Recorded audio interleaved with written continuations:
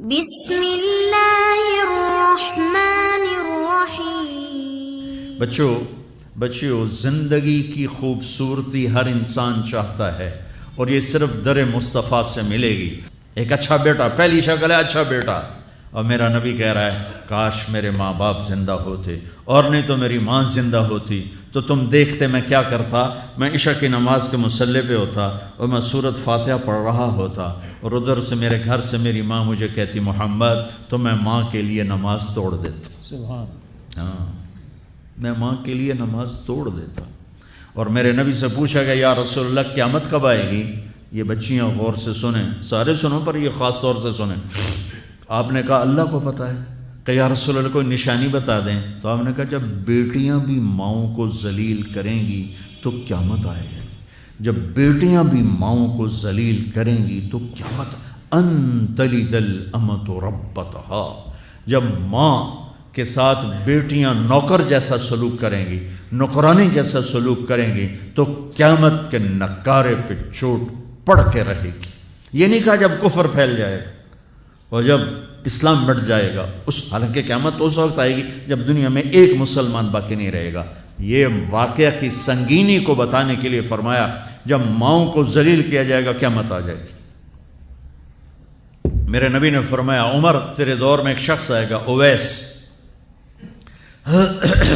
اس کا قبیلہ ہوگا مراد، آگے سب کاسٹ ہوگی قرن، اویس بن عامر۔ اسے دعا کروانا، وہ کالے رنگ کا ہوگا، چھوٹے قد کا ہوگا، اور اس سے دعا کروانا، دعا تو بھی کروانا، علی تو بھی کروانا، علی اور عمر اویس ان کے لیے دعا کریں۔ انہوں نے پوچھا کیوں؟ کہ اس نے ماں کی خدمت کر کے اللہ کو اتنا راضی کر دیا ہے، جب وہ ہاتھ اٹھاتا اللہ خالی نہیں لوٹاتا۔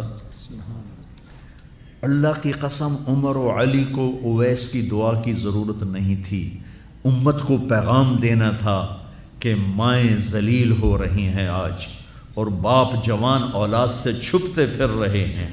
تو میرے رب، میرے نبی نے یہ آگے پیغام دینا تھا کہ نبی ہو کر، رسول ہو کر کہہ رہے ہیں کاش ماں ہوتی تو میں اس کے لیے نماز توڑ دیتا۔ آپ کو 8 عورتوں نے دودھ پلایا والدہ سمیت، ان میں ایک ام ایمن بھی ہیں، آپ کے والد کی باندی۔ تو گھر میں تشریف فرما تھے، ام ایمن بیٹھی تھی حضرت عائشہ، تو ام ایمن کہنے لگی یا رسول اللہ پانی تو پلا دیں۔ تو اللہ کے نبی ایک دم اٹھے، تو حضرت عائشہ ناراض ہو گئی، ام ایمن اللہ کا رسول کو کہتی پانی پلا، تو اور کیوں نہ کہوں، میرا بیٹا ہے، میں نے دودھ پلایا ہے۔ تو حضرت میرے نبی نے کہا ہاں ہاں عائشہ یہ میری ماں ہے، اس کا میں نے دودھ پیا ہے۔ آپ اٹھے، گھڑے میں سے پانی بھر کے یوں دونوں ہاتھوں سے حضرت ام ایمن کو پیش کیا جو حبشی باندی تھی، چونکہ دودھ پیا ہے تو ماں کا لفظ صادق آ گیا۔ تو بجائے اس کے کہ برا مناتے، آپ خادم بن کے اپنی ماں کو، دودھ پلانے والی ماں کو آپ نے، حضرت حلیمہ سعدیہ تشریف لائیں، آپ نے اپنی چادر بچھا کر اس کے اوپر بٹھایا۔ ہمیں پیغام دینا تھا، آنے والے زمانوں میں یہ ہونا تھا۔ سبحان اللہ۔ امام ابو حنیفہ کا نام تو سب کو معلوم ہے نا۔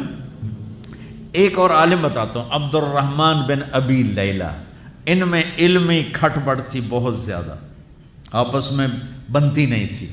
تو ابو حنیفہ جیسی ہستی جن کے کروڑوں فالوور آج ہیں، ان کی ماں کہتی نعمان یہ مسئلہ ہے، جا کے عبد الرحمن سے پوچھ کے آ۔ زندگی میں ایک دفعہ نہیں کہا ماں جی میں اس کو بڑا عالم ہے میرے کو پوچھ لو، کہا اچھا ماں جی۔ اپنی چادر اٹھاتے اور پہنچ جاتے، دروازے پہ دستک دے کے بھائی مجھے میری اماں نے بھیجا ہے، آپ اس پہ فتویٰ۔ حالانکہ ان کی اپنی رائے اس کے خلاف ہوتی تھی، لیکن ماں کے احترام میں جا کر ان سے مسئلہ پوچھتے جن سے روزانہ مناظرہ ہوتا تھا، روزانہ کھٹ پٹ ہوتی تھی علمی۔ ماں نے کہہ دیا، جا کر ان سے پوچھ کے آتے تھے، اپنی اتنی بڑی علمی قدر و منزلت کو ایک طرف رکھ دیتے تھے، نہیں میری ماں نے مجھے کہا ہے۔ تو آپ سب نوجوان ہو، ماں باپ زندہ ہیں تو ان کی دعا لو، آہ نہ لو، دعا لو۔